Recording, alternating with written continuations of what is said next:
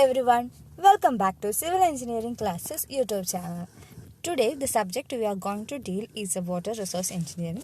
This is the first video of the subject in which we will be covering an introduction about irrigation in different types of irrigation and different methods for irrigation purpose.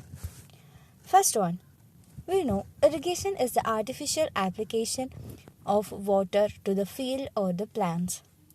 For this purpose, we need to construct different structures like dam, canals, and for a network of pipes for their distribution. These all structures, their design, their installation process, their construction is being covered in the subject irrigation engineering. So coming to the different types of irrigation systems, there are two types of irrigation system: flow irrigation system and lift irrigation system. In the flow irrigation system, we are taking the water from a particular source, that can be rivers, lakes or anything, to our field with the help of only gravity.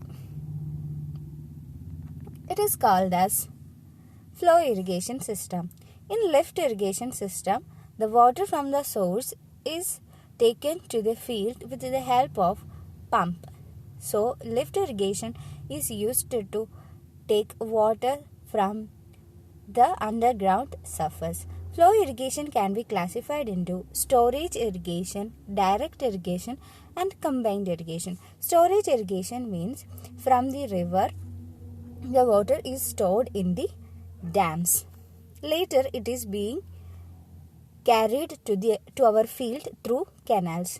In direct irrigation, from the river, there will be some barrage or some kind of obstruction from where canal water is directed towards the canal, and this canal will take water to our field. That is known as direct irrigation. In combined irrigation, there will be both dam for the storage of the water, and there will be some weir for carrying the water from the dam to our canal and then to the field. This is called as combined irrigation. Coming to the lift irrigation, we have already said that pump is the source of energy for carrying the water. Well irrigation is a well example of that. Lift canal irrigation is also there. And also, based on the availability of the water in the year, irrigation system can be classified into perennial irrigation system and non-perennial irrigation system. We know perennial irrigation system means the water is available throughout the year, and the non-perennial irrigation means that the water is available in an intermittent manner. Inundation irrigation system is a kind of non-perennial irrigation system in which a large quantity of water flowing in the river at the time of flood is used to flood the land to be irrigated. So, during the time of excess rainfall or at the time of floods only, we are taking the water from the inundation irrigation system to the field. It is a kind of flood irrigation. Inundation canals are used in the inundation irrigation system. They do not have a specific diversion headwork. Diversion headworks, its detail will be covered in the other chapters of irrigation. Let's see the distribution system for a canal irrigation. First of all, there is our river. We will raise the water level in the river with the help of some obstruction that is called as barrage or weir, and it is redirected towards the main canal. From the main canal, the water will reaches the branch canal. From the branch canal, it reaches to the distributary canal, then to the minor distributary canals, and later to the water course or the field canal, then directly to the field. Actually, the field canal or the water channel or the water course means the set of pipes that are taking water directly to the field. That is called as field channel or water course. So, the order of distribution is that from river water will reach the main canal, then to the branch canal, then to the distributaries, then to the minor distributaries, and last to the field channel or the water courses. Next is different methods of irrigation. There are so many methods of irrigation available. Let's see them one by one. First one is surface irrigation. Surface irrigation means we are applying water or we are irrigating to the surface of the earth. Next one is subsurface irrigation. Subsurface irrigation means we are applying, if this is the ground level, we are applying water below the ground level. That is known as subsurface irrigation. Drip irrigation is a type of subsurface irrigation. Next one is sprinkler, and last one is a drip irrigation. Let's see them one by one. First one is free flooding. From this figure itself, we can know what is free flooding. The water is allowed to flood in the field very freely. This is called as free flooding method. Let's see its definition.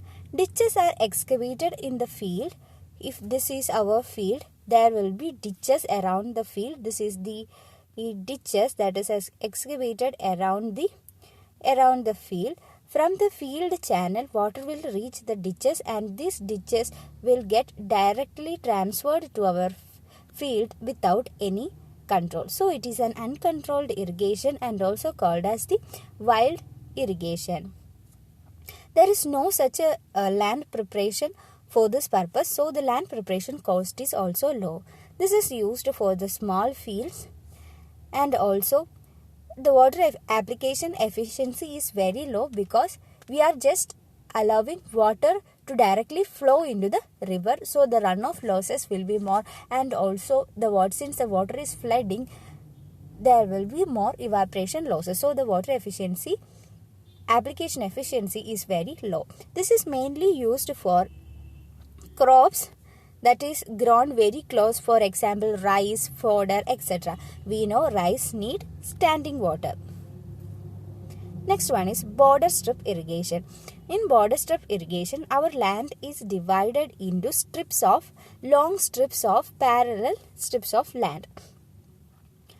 Each strip is separated by small heighted bunds or small levees. These are the bunds. Each strip is separated by the bunds. Then from the field channel, water is taken directly to the field. Our irrigation land will be at a slope, so that the water from the field channel will flow from the upstream side to the downstream side directly. During this flow, the water gets penetrated down to the soil. Usually the length of the strip is 100 to 400 meter and its width is 10 to 20 meter. In a border strip irrigation, the land is divided into a series of narrow strips separated by low levees or small bunds. The water is allowed to flow from the supply ditch into each strip. It is the most popular method of flooding. The crops that are cultivated in rows, for example wheat, sugarcane, uses this type of irrigation method. Next one is check basin method. In this method, our field is divided into small plots, and from the ditches, the water is allowed to flow to the checks or the small plots. This is called as check basin. The land is divided into small plots or checks.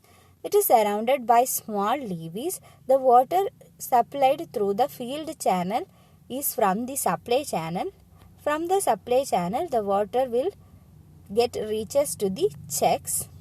It is mainly suitable for both more permeable and less permeable soil. It is the important point. It is suitable for both less permeable and more permeable soil. Closely grown crops like rice, jowar can be irrigated by this method. But the problem is that for the construction of levees, there will be loss of land. Next one is contour border irrigation. We know contour is the surface or the line which are at the same elevation. So in this process, we will construct levees or bunds or borders at the contour of the land. This is mainly adopted in the hilly areas. Yes, then the water is allowed to flow from the top to bottom.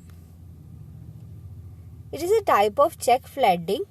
Levees are constructed along the contours, which with the help of, since there is levees at the contours, this will help to reduce the runoff losses in the hilly areas. It is also called as step or terrace farming. Next one is ring basin method. In the ring basin method, we will create a ring like structure around each trees, so that water can flood into these rings and penetrate into the soil. It is a special type of flood check basin in which small basins are made around the trees and water is allowed to stand. This basin will be connected to the field channel as shown in the figure, and the field channel will be connected to the supply channel. It is mainly used for watering in the orchards for the mangoes, apple, etc. Next one is furrow method. In furrow method, there will be small furrows of depth approximately 80 to 30 centimeter and length of 400 meter, in which we are flooding the water. Water is flooded in this furrows. And in between the furrows, there will be a rich portion where we are planting our trees or the plants, whatever it is. So, from the furrows, the water will penetrate into these ridges. It is called as furrow method. Furrows are the narrow ditches which are excavated between the rows of land and carry irrigation through it. Suitable crops are groundnut, potato, tobacco, sugarcane, cotton, leafy vegetables like spinach, etc.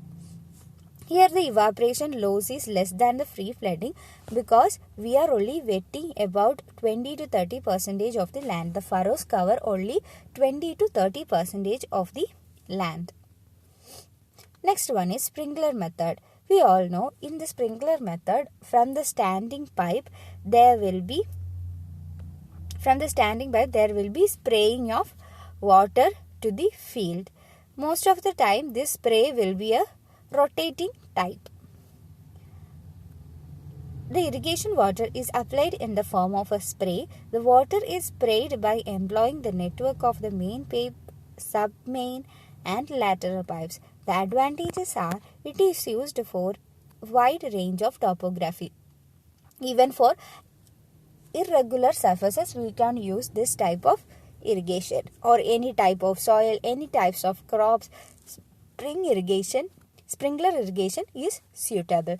And also by this method, since we are not allowing water to just flow through the field, irrigation is also controlled. Water application is uniform. This allows 80% of the water application efficiency. And also for the construction of field channel, low land is wasted. It can also be used for the permeable soils like sandy soil, silty soil, etc. While sprinkling, if it is summer, it will help to cool the soil as well as the plants. And in foreign countries, there is a problem of frost action in the plants. The sprinklers helps to protect the plants from the frost action in winters in the foreign countries. Its disadvantages include its cost for the installation and maintenance, and the need of a technical manpower, and the corners, since the sprays are rotating and the water is applied in a circular motion, the corners will sometimes remains unirrigated. This is a disadvantage. And also the sprinkler, it can be affected by when we are spraying water. If there is a high wind, the spray will be, or the sprinkler will be affected by the high wind, and it will change its direction. That is a disadvantage. And it's need a very continuous supply of power. Last point is evaporation loss is the highest in case of the sprinkler method, since when we are spraying water, most of the water will stays on the leaves of the plants or in the plants itself. Very less water will reach to the soil at first, so the evaporation process is too high in this case. Last one is drip irrigation. In drip irrigation, we know the water reaches to the root zone directly by some lateral pipes. It is a subsurface irrigation system in which the water and the fertilizer are directly applied to the root zone. Because of that, the seepage loss will be less and also the evaporation losses will be less. These are more suitable for raw crops, that are the crops that are grown in rows, and also for orchards. It is also called as trickle irrigation system. Its major advantage is that since we are only providing water that is needed for a particular plant directly to the root zone, the water requirement is very minimal.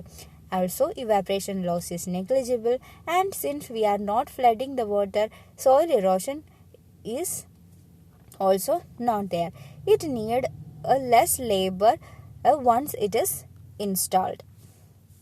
Its water application efficiency is the highest among all the methods. And also, since we are applying water only to the roots of the plants we are cultivating, there is no scope for weed population.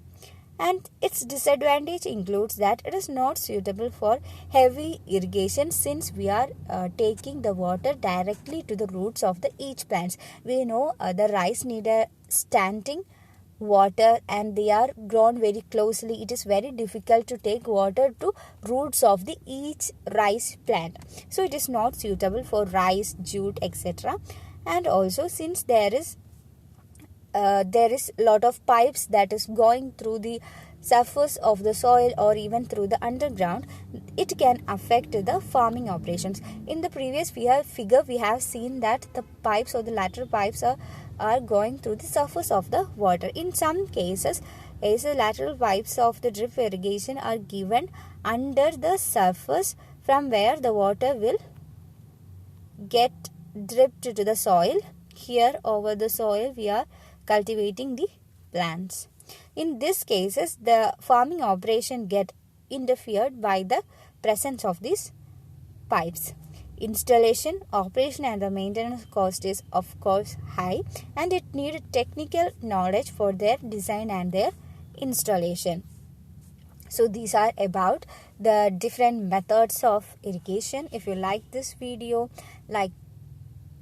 please give a thumbs up and share this with your friends. And if you wish to see more videos on irrigation, please subscribe to my channel and let me know through your comments. Thank you.